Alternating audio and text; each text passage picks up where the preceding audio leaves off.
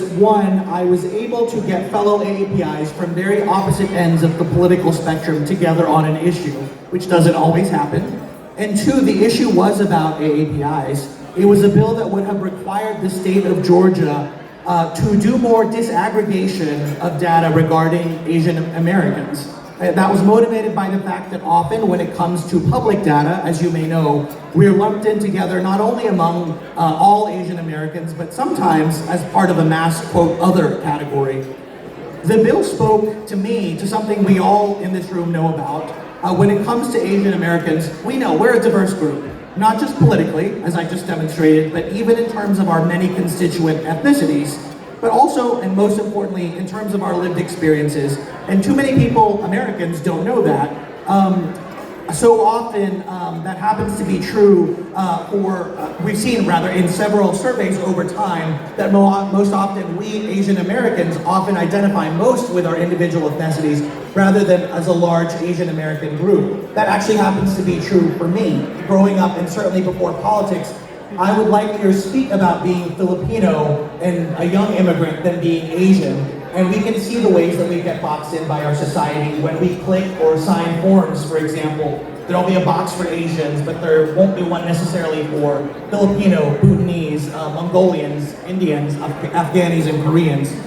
Even we Asian Americans often can be confused about whether certain ethnicities, not of our own, are part of that larger Asian label in America. So obviously, given that bill, I strongly believe that the diversity of the Asian American experience deserves recognition.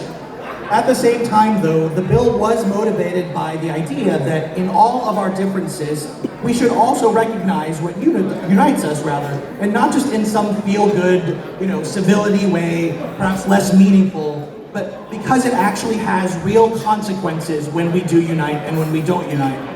One of the prevailing things that we also know about our cultures is that in Eastern, again, particularly Asian cultures, honor, shame, and collectivist culture are predominant over individualist innocence or guilt cultures.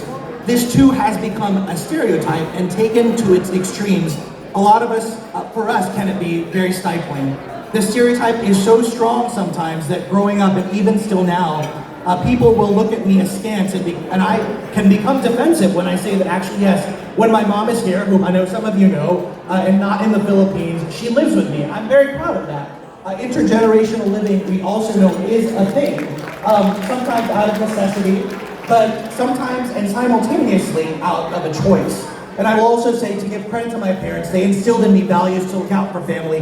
Were always very supportive of me, even if they still are worried about the choices I made as a kid, as an adult. But this culture of honor is also something, when not at its extremes, to be proud of. Just as it's important to recognize and disaggregate our individual identities under the Asian umbrella, so too is it important to recognize our individual rights, liberties, and cultures, and human beings. At the same time, time and again in my lifetime, including in today's political climate, I dearly, dearly wish we could unite better as a collective, Asian and non-Asian, not in a way that suppresses those liberties and cultures, but in fact allows it to flourish. Because today we as a society are facing many collective challenges, human and not human, that threaten to take all of our cultures away. When I think of the challenges of artificial intelligence, for example, or the still ongoing challenge of nuclear security, or the prospect of another global pandemic, especially after we saw, in fact, the division and towards us Asian Americans, racism during the recent COVID-19 pandemic, I think, okay, this is why it's actually important to coordinate, to talk, and overall to remember that even when we disagree, that we do have a common challenge and goal. It will take our individual contributions, cultures, and innovations to overcome those global challenges, yes, but also knowing that our individual voices will sometimes lead to disagreement, even very vehement ones, however valid. That does not obviate the fact that at some point, to survive and flourish as a country and as a globe, we will have to see ourselves as a collective. And that I'm very grateful to the Asian culture for. That to me is one reason that tonight is so important, to celebrate how Asian Americans, with all of their diversity, can and do come together to unite, to help America and the world face the common challenges we have today in all of the diversity and division alike that our country plays. We can have a central role in helping to bridge that. I'll close by saying, in my nonprofit that was mentioned earlier, and working with Dr. Jung-Ha Kim and her nonprofit, Community Resource Corporation, I'm grateful to be able to run a free and federally funded, volunteer-based dementia respite care program on Saturdays. Asian Americans are our largest clientele. Last week we did a big memory screening event for older adults, pretty much all immigrants and predominantly again Asian Americans, with Emory and Mercer. And we saw two things. One in about 4 or 5 people of the 50 that were there had significant memory loss. So PSA there, I want to say that while memory loss is a normal part of aging, significant memory loss is not. I always have to get that in there. But the second thing is, many of these people had younger family members and caregivers, some as young as Gen Z, who were ready to do anything to support them, often in language.